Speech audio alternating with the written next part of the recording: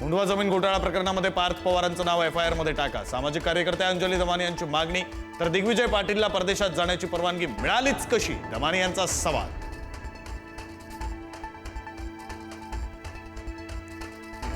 पुण्यामधील जमीन व्यवहार प्रकरणामध्ये खारगे समितीला मुदतवाढ. अहवाल येणं बाकी असल्याने 1 महिन्याची मुदतवाढ.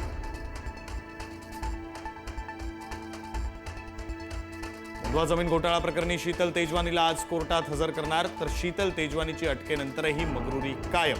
पोलीस आयुक्तालयात आणल्यानंतर गाडीतून उतरण्यास विरोध.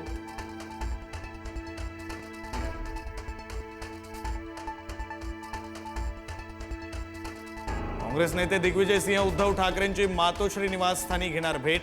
दिग्विजय सिंह आणि उद्धव ठाकरेंमध्ये बैठक होणार. मुंबई महापालिका निवडणुकीबाबत चर्चा होण्याची शक्यता.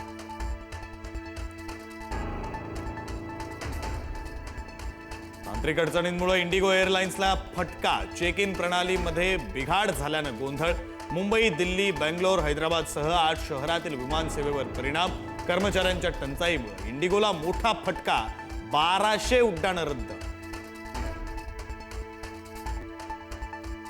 पंतप्रधान मोदींचा बैठकीमध्ये खासदारांना कानमंत्र. लोकांच्या समस्या सोडवण्यावर भर द्या. जनसंपर्क कायम ठेवा.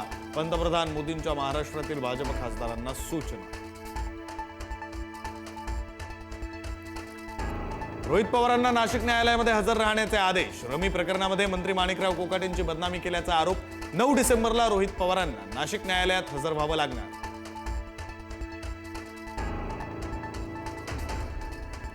नाफेड एनसीएफ कांदा खरेदीतील घोटाळ्याच्या चौकशीचे हायकोर्टाचे आदेश.